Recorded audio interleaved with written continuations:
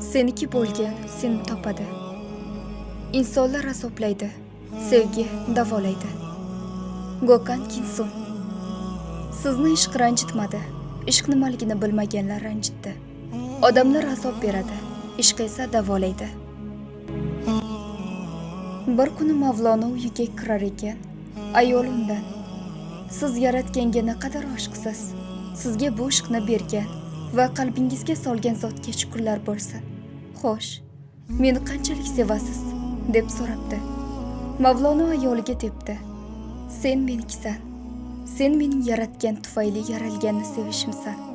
Men tomon bir qadam bosganga 10 qadam bosishimsan. Har kimni asliyatdek qabul qilishimsan. Sen menikisan. Sen mening yolg'on va soxtalardan qochishimsan.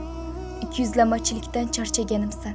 Haqiqatni izlaganimsan va nihoyat haqiqatdan lazzatlanganimsan. Sen menikisan. Sen mening nohaqlikka va zulmga qarshi isyonimsan. Mazlumga ochgan quchog'imsan. Zolimga dushmanlarcha qarashimsan. Jabrdiydalarga yon bosganimsan. Sen menikisan. Sen mening bugunimga shukr qilishimga, ertangi kunim uchun duo qilishimga sababchisan. O'zga qanotimsan. Nafsdan qochganimsan. Yopilmaydigan kaftimsan. Sen menikisan. Sen mening hayotga, taqdirga o'jarligimsan. Ne'mat uchun kurashimsan. Nihoyayu oxirini bilmagan davomsan va qiyinchiliklarga qarshi bardoshimsan. Sen menikisan. Sen mening manfaat va foyda uchun beradiganlarga g'azabimsan. Evaziga biror narsa kutganlarga la'natimsan va ularning mazaxiga qarshi isyonimsan. Sen menikisan. Sen mening axloqsizlik va buzuqlikka qarshi kurashimsan. Pul uchun o'zini sotayotganlarga qarg'ishimsan. O'zgarganlarga haqoratimsan va qadrdonlarga intilishimsan. Sen menikisan. Sen mening hissiyotchan tabiatimsan. Eng kichikka ham qayg'urishimsan. Osonlikcha unuta olmasligimsan va bundan uzoqlasha olmasligimsan. Sen menikisan. Sen mening abadiy sadoqatimsan, marhamatimsan, hissiyotimsan, shafqatimsan va omonlik so'raganda hech qachon yuz o'girmaganimsan. Sen menikisan. Sen mening nima bo'lishidan qat'iy nazar hech qachon taslim bo'lmaganimsan. Boshimni egmaganimsan va umidimni yo'qotmaganimsan. Sen menikisan. Sen mening hayotda maqsadimsan. Nomusga muhabbatimsan. Nomussizlikka nafratimsan. G'ururim va or-nomus bilan butun bo'lgan sharafimsan. Sen menikisan. Sen mening tabiatimsan, shaxsiyatim, fikrimsan, his-tuyg'ularimsan va dunyo qarashimsan. O'zgachaliklarni bag'riga bosish. Men o'zgachaman. Siz o'zgachasiz. U o'zgacha. Baxtli oila yo'q, yaxshi oila bor. Aliya Yakteyest qura tashlandi. Qani avvalo shu yerdan kelishib olaylik. Agar siz munosabatlarni o'z-o'zidan bog'laydigan, shakllantiradigan qo'llanma izlayotgan bo'lsangiz, noto'g'ri joydasiz. Chunki bu kitob yoki munosabatlar haqidagi har qanday kitob sizga nima qilish kerakligini aniq ayta olmaydi. Homo sapiens turining birinchi paydo bo'lishi taxminan 200 ming, 300 ming yil oldin sodir bo'lgan. Homo sapienslarning paydo bo'lishidan to hozirgi davrgacha dunyoga milliardlab insonlar kelib ketgan. Bir qancha tarixiy ma'lumotlarga va statistikaga qaraganda, tarixan shu paytgacha yer yuzida yashab o'tgan va yashayotgan odamlar soni taxminan 100 milliard va 120 milliard oralig'ida ekan. Ushbu taxminlarning qanchalik to'g'ri ekanligi ma'lum emas, lekin haqiqat shuki, har bir inson o'ziga xos xususiyatlarga ega. Inson o'ziga xosligining mo'jizasiga aql bovar qilmaydi. Bu sayyoradagi har bir inson bir-biridan naqadar farq qilishi haqiqatan ham aql bovar qilmas darajada hayratlanarlidir.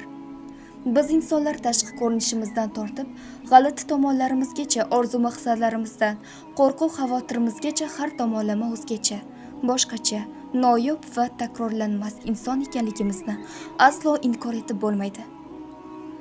Insoniyat har bir to'lqini yangi va o'zgacha shaxsiyatni ochib beradigan ulkan, chek-chegarasiz bepayon dengizga o'xshaydi. Hayotni bunchalar qiziqarli va juda hayratlanarli qilgan ham aynan o'sha xilma-xillikdir. hamma bir xil ko'rinishga ega, bir xil tilda gapiradigan va bir xil fikrlaydigan dunyoni tasavvur qiling. U holda hayot naqadar zerikarli va bir xil bo'lar edi. Oramizdagi mana shu farqlar, o'zgachaliklar intellektual munozaralarni keltirib chiqaradi, ijodiy intilishlarni kuchaytiradi va shaxsiy o'sishga yordam beradi. Turli nuqtai nazar va tajribaga ega bo'lgan odamlar bilan uchrashish orqali o'z dunyoqarashimizni kengaytiramiz va oxir-oqibat har tomonlama rivojlangan shaxslarga aylanamiz. Kamchiliklarimizning go'zalligini ham unutmaylik. Har bir insonning o'ziga xos kamchiliklari va o'ziga xos xususiyatlari borki, bu ularni boshqacha qiladi, boshqalardan ajratib turadi. Bu o'zgachaliklar, bu farqlar hayotga lazzat qo'shadigan ziravorlarga o'xshaydi. Bular tort ustiga sepilgan shokolad qiyomiga yoki qiziqarli romandagi kutilmagan burilishlarga o'xshaydi. Har narsani ajoyib ko'rinishga kiritadi va bizni oyoqqa turg'izadi. Ammo shu bilan birga bu farqlar, bu o'zgachaliklar ba'zan tushunmovchilik va kelishmovchiliklarga olib kelishi mumkin. Biz har doim ham boshqalar bilan bir xil fikrda bo'la olmasligimiz, har doim ham ularni tushuna olmasligimiz yoki ularning tanlovlari va fikrlarini tushuna olmasligimiz mumkin. Ammo shuni ham aslo unutmasligimiz kerakki, mana shu o'zgachaliklar va farqlar tufayli bizni odam qilgan, aynan mana shu turfalik asliyat va o'zligimizni ko'rsatadi. Bu farq va o'zgachaliklar biz insonlar orasida nizo va kelishmovchiliklar yaratishga imkon berish o'rniga, ularni ulg'ayishimiz, rivojlanishimiz va hayotni o'rganishimizning imkoniyati sifatida qabul qilishimiz kerak. Demak, har bir inson har xil, o'zgacha ekanligi haqiqatini xursand bo'lib qarshi olaylik. Oilamizdagilarning, yaqinlarimizning va atrofimizdagilarning o'ziga xosligini, o'zgachaliklarini qadrlaylik. Axir, agarda hammamiz bir xil qiyofada, bir xil qolipda, bir xil fikrda bo'lsaydik, hayot juda zerikarli va mazmun mohiyatsiz bo'lar edi.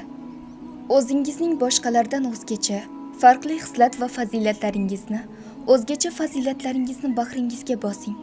Asliyatingizda o'zingizga xoslikdan zavqlaning va takrorlanmas noyob inson ekanligingizni aslo unutmang.